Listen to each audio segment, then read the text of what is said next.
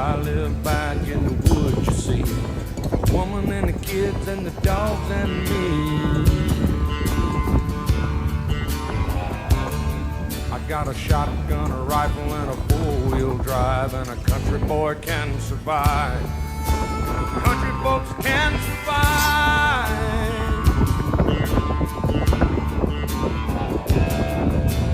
I can plow a field all day long. I can catch catfish from dusk till dawn.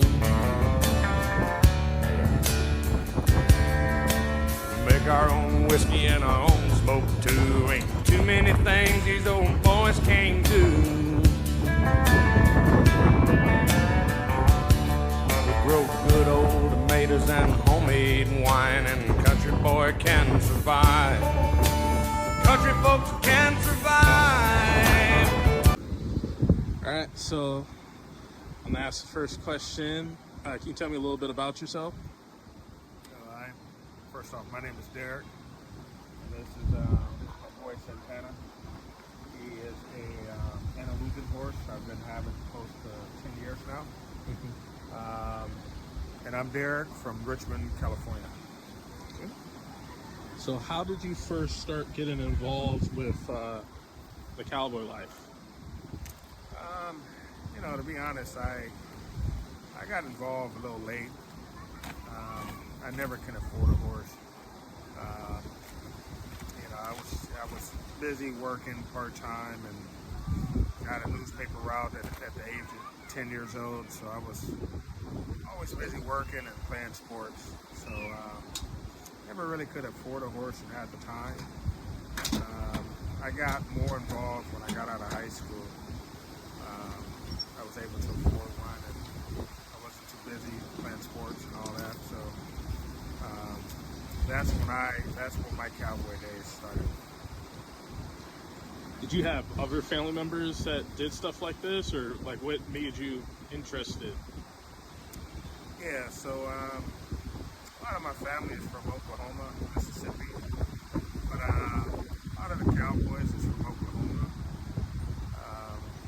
various parts in Oklahoma, mainly like Muskogee area, Oklahoma City, all around that area.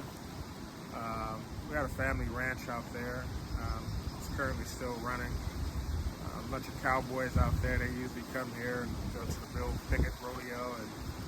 But yeah, it all started right there in Oklahoma with my grandma's side. My grandma moved from Oklahoma, I don't know, like in her 30s. Came out here, North Richmond, married a black cowboy, and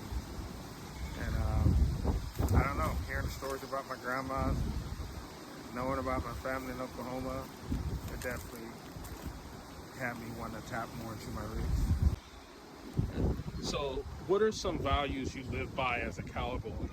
How do they shape your daily life? Well, I don't know, I always think about a cowboy as a respectful man that enjoyed the simple things in life, like animals and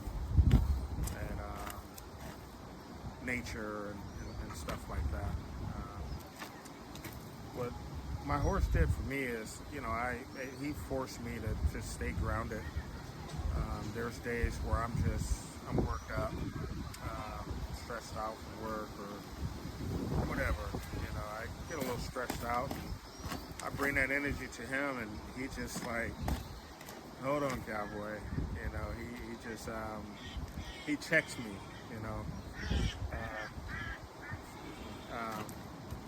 So he keep me grounded. He doesn't allow me to bring that energy to him. So he forced me to calm down. And once I do that and I get in the saddle, I forget about everything. It's just the most rewarding feeling, being in the saddle. So how do you feel about, preserving riding culture, like for the next generation? Have you done anything, teaching the younger generation how to ride, or You know, how do you feel the kids coming up, or are they embracing it, or is it less appealing? Um, I don't know if it's less appealing. It's just, I think more, we need to do more educating, put our young generation around more animals, around more horses. So, because once you learn about these animals, I think it's a blessing, and I think more people will be more involved once they learn the benefits of what these animals can do for human mental health. So, can you tell me what a typical day is like as a cowboy? A typical day, it's not easy.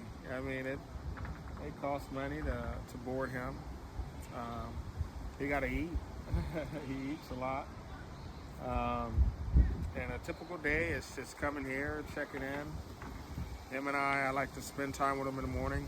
I watch him graze. I'll sit out here, read a book, and watch him graze, and we just kind of bond, you know. Of course, there's always work to do around here. I got to keep him clean and feed him every day and make sure he's got water and the essentials that he needs. So a typical day is work, but then it can be rewarding by just bonding and connecting with him.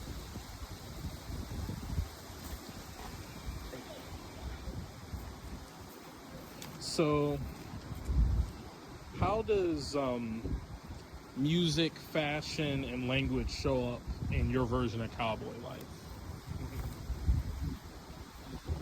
Oh man, I noticed your hat, so I'm a very old school cowboy. I appreciate simple things. I'm not very fancy. I love leather. Love the smell of leather. I like to be fancy with my leather. I got a nice Wade saddle with the Papaduras, which is a long leather stirrups. I love leather. I'm not too fancy. Try to keep it real simple and look good while I'm in the saddle. So, how important is community in your life as a cowboy? Are there any groups or events that celebrate cowboy culture, or is like a Black Cowboy event that you've been a part of? I'm not a part of any organizations. I ride with a lot of them. I think it's really important because that's a way of educating the community. A lot of those events, the cowboys that come out and they do free horseback riding, and they let the horses be pet, and give history of horses and the culture, and that's a good way to educate the community and get them involved.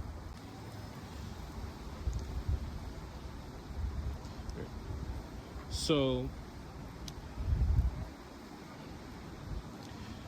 do you think there's a unique flavor or spirit to Black cowboy culture compared to mainstream cowboy that you might see in America? I mean, everyone has their own style. What I like about our style is, the trail rides and how we come together. I mean, we come together. The potlucks and hey, got it out. Just we bring everyone together and we all just have a good time.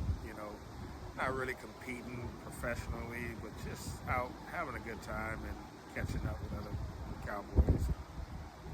That's what I appreciate about our style of cowboy.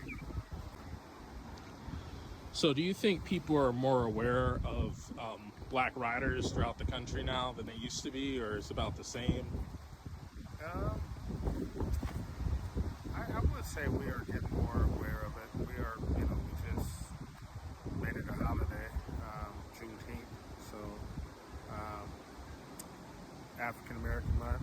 So events like that, where we have more Black celebrations, you know, a lot of us cowboys like to get out and be a part of those events and educate the community. So with that, you know, yeah, I want to believe that we're doing a better job. So I wanted to ask you about, working with the horse. So what kind of work do you do with the horse or have done with the horse, and kind of what does that involve? What I like to do with Santana is cattle and work, you know, so roundups. I like to participate in roundups. I do a lot of trail riding. I hunt and fish a lot in the mountains, so there's a lot of lakes that's, off the beaten path. I don't know, about a 10, 20 mile ride in, headed out.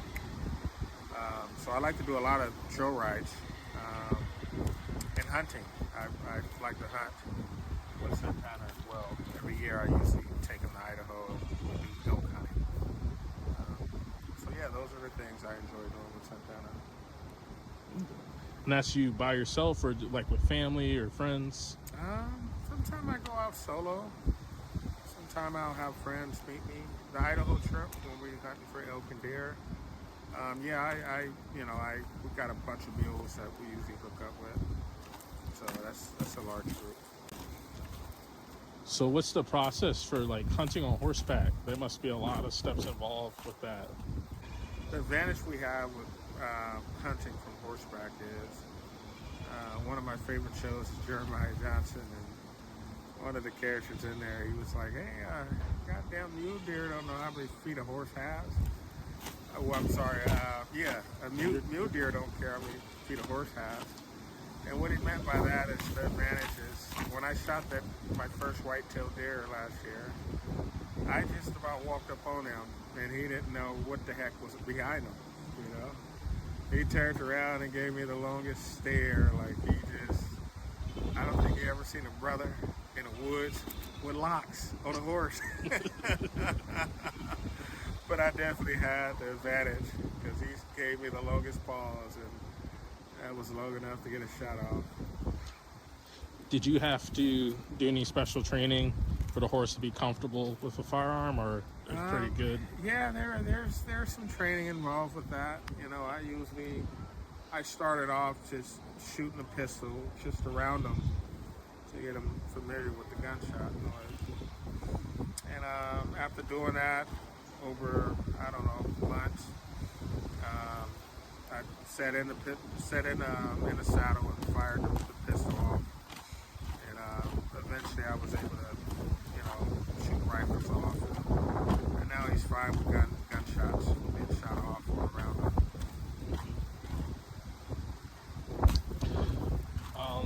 Is there anything that you want to tell people about riding that you think people don't know about, or something interesting?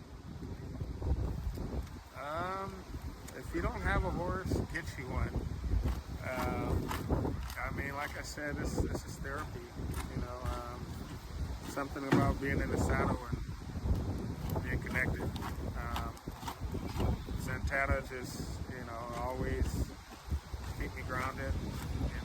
It just helped me in so many ways. You don't have a horse,